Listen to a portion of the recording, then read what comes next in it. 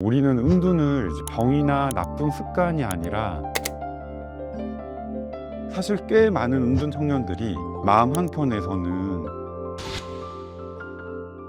은둔 청년들의 가장 핵심적인 감정은 바로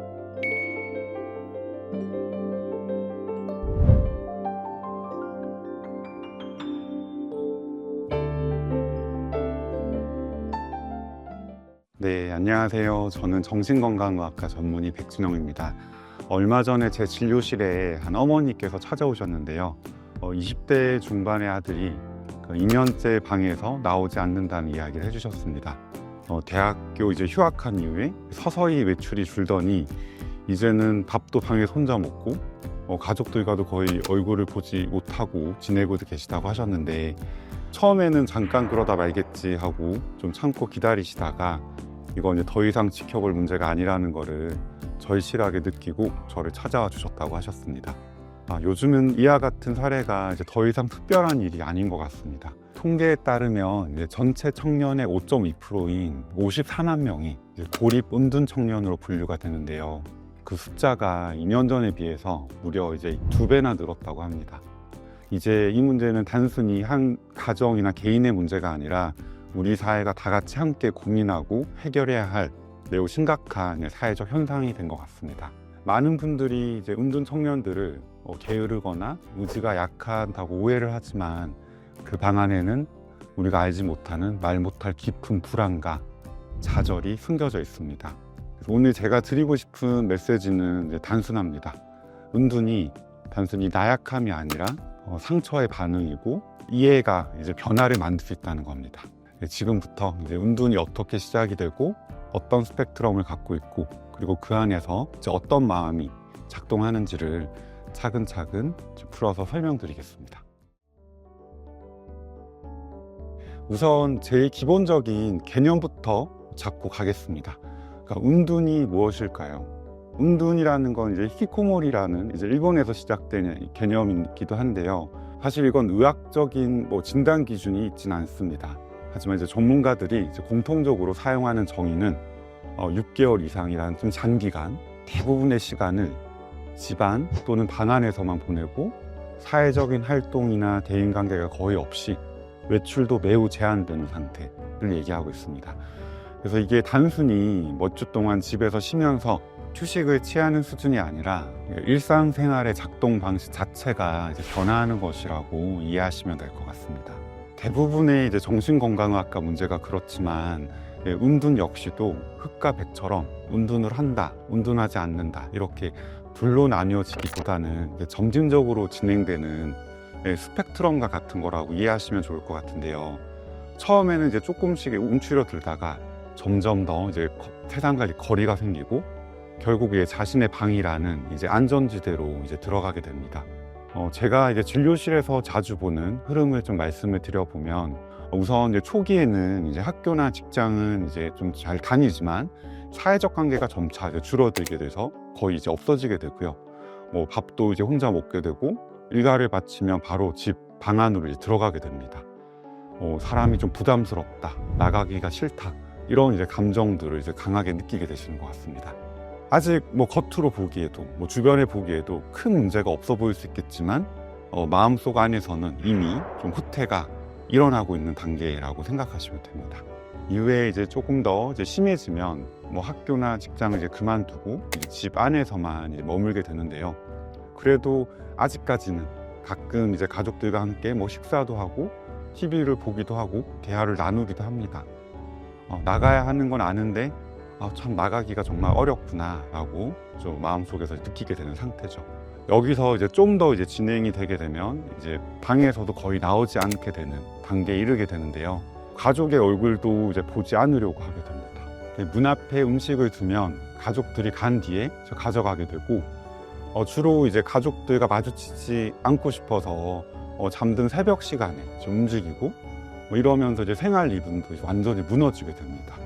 이 단계가 되면 방은 세상에서 유일하게 안전하다고 느끼는 공간이 됩니다. 방 밖은 모두 위협처럼 느껴지고 방이 이제 피난처가 되는 거죠. 제가 말씀드린 이 세 단계가 이제 선을 그어서 명확하게 구분이 되는 것은 아닙니다. 중요한 거는 이제 운둔이 하루아침에 생기지 않는다는 겁니다. 서서히, 천천히, 그리고 조용히 쌓이게 되는 겁니다. 사실 운둔의 원인은 한 가지가 아닙니다. 운둔은 보통 개인적인 요인, 가족의 문제들, 사회적 요인이 겹쳐서 만들어지는데요. 이런 복잡한 원인들이 이제 쌓였다가 어느 순간 무너지면서 시작이 되는 거죠. 먼저 이제 개인적인 요인을 살펴보면 정신 건강과 관련된 문제들이 원인이 되는 경우가 제일 많습니다. 예를 들어 이제 ADHD가 있는 청년들은 아주 어린 시절부터 반복되는 실패 경험을 하게 되거든요. 숙제, 주변 정리, 시간 관리, 대인 관계에서도 반복되는 좌절을 겪으면서 주변의 비난, 지적을 계속 받게 됩니다. 그런 경험들이 쌓이다 보면 나는 뭘 해도 안 돼. 라는 이런 무력감이 이제 학습이 되게 되는데요. 이런 상황들이 반복되다 보면 좀 힘들고 지쳐서 더 이상 버틸 힘이 없다 라고 느끼게 되는 순간이 오게 됐죠. 또 사회 불안이 있는 친구들은 사람들과 함께 있는 것 자체가 이제 공포가 될 수 있습니다. 사람들 앞에 나서서 발표하는 것뿐만이 아니라 그냥 학교에서 일상적으로 친구들과 대화를 나누는 것조차 어느 순간 항상 긴장되는 순간이 되게 되는데요. 이렇게 이제 불안이 점점 더 심해지다 보면 결국은 그런 모든 상황들을 회피하게 됩니다. 여기에 이제 자존감까지 낮아지게 되면 나는 뭔가 모자란 사람이다, 좀 부적절한 사람이다, 나는 쓸모없는 사람이다, 이런 생각들이 일상을 전체적으로 덮어버리게 됩니다. 그래서 개인적인 취약성이 있는 친구들에게 또 학교 폭력이나 따돌림, 관계 트라우마, 입시나 취업 실패 같은 깊은 좌절과 상처가 운둔의 시작점이 되는 경우가 많습니다. 네, 그 다음은 가족의 요인에 대해서 살펴보겠습니다. 요즘에는 이제 가행보호를 받는 아이들도 많은데 의외로 이제 이런 친구들이 운둔으로 가기가 쉽습니다. 이 친구들이 이제 뭔가를 스스로 선택하고 결정하고 해결을 해본 경험이 부족하다 보니까 세상 자체가 너무 무서운 것처럼 이제 느껴지게 됩니다. 또 이제 반대로 정서적으로 좀 방치되거나 이제 방임된 경우들도 많은데요. 어차피 아무도 나한테 관심이 없어, 이런 생각이 마음속 깊은 곳에 자리를 잡게 되고, 많은 경우에는 부모님의 높은 기대, 그리고 다른 형제들과의 비교, 너는 왜 형처럼 못해? 넌 왜 이거밖에 못해? 이런 말들이 반복이 되다 보면 아이들은 나는 늘 부족한 사람이구나 라고 생각하게 됩니다. 가족 내의 갈등, 불안정한 분위기, 폭력, 경제적인 스트레스도 모두 이제 영향을 줄 수 있게 되는데, 청소년기나 이제 청년기에 이런 요인들이 겹치면서 마음이 쉽게 꺾이게 됩니다. 네, 마지막은 사회문화적 요인입니다. 현 시대를 살고 있는 청년들은 인류 역사상 가장 격렬한 경쟁과 비교 환경 속에서 살고 있습니다. 다들 알고 계시다시피 한국 사회가 이제 너무나 경쟁적입니다. 성적 줄 세우기, 입시, 대학, 취업, 연애, 결혼, 뭔가 끊임없이 뭔가 뒤처지면 안 되는 어떤 경쟁의 연속이고요. 뭔가 뒤처지면 인생의 실패자처럼 느껴지게 되는 경우도 많습니다.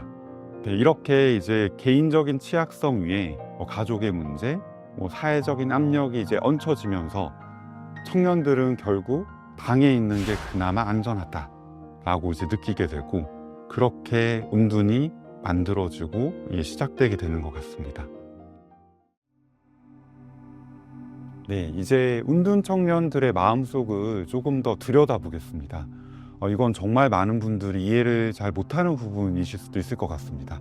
제가 진료실에서 직접 만나본 운둔 청년들의 가장 핵심적인 감정은 바로 수치심입니다. 다른 애들은 다 학교 다니고 있고 직장에 있는 이 시간에 나는 집에서 뭘 하고 있는 거지? 다들 연애도 하고 결혼도 하는데 나는 방 안에서 게임만 하고 있네? 부모님께 짐만 대고 있는 것 같아. 이런 수치심을 견디기 어려울 정도로 강하게 느끼고 있습니다. 그래서 자신을 더 숨기게 되는 거죠. 이런 감정과 생각을 떨쳐버리려고 더 게임, 핸드폰, 인터넷에 감몰입을 하게 됩니다. 하지만 이러면서 더 심한 수치심과 죄책감을 느끼게 되고 결국은 더 숨게 되는 악순환으로 이어지게 됩니다. 모순적인 감정은 하나가 더 있습니다. 사실 꽤 많은 은둔 청년들이 마음 한켠에서는 방 밖으로 나가고 싶어 합니다. 선생님, 저도 사실은 남들처럼 나가서 연애도 하고 싶고 일도 하고 싶어요. 저도 정상적인 삶을 살고 싶어요. 이렇게 말씀해 주시는 환자분들이 많습니다. 하지만 이런 마음과 동시에 나가는 게 사실 너무 무서워요. 밖에 나가면 또 나를 다 평가할 것만 같아요. 나가고 싶은 마음과 또 나갈 수 없는 두려움, 이러한 양가 감정 사이에서 계속 이제 갇혀 있게 되는 거죠. 그래서 이제 은둔 청년의 마음은 단순하지가 않습니다. 게으른 것도 아니고 의지가 없는 것도 아닙니다. 수치심, 두려움, 죄책감, 양가 감정, 이런 여러 가지 복잡한 감정들이 뒤엉켜서 방 밖으로 나가는 것 자체가 고통이 되는 것이 바로 이제 은둔입니다. 우리는 은둔을 이제 병이나 나쁜 습관이 아니라 고통으로부터 자신을 보호하기 위한 일종의 방어 기제라고 이해해야 합니다. 청년들이 방 안에서 극심한 고립감, 불안, 그리고 스스로를 비난하는 감정에 이제 시달리고 있습니다. 그래서 제가 생각했을 때 제일 중요한 점은 청년들을 낙인 찍지 않는 것입니다.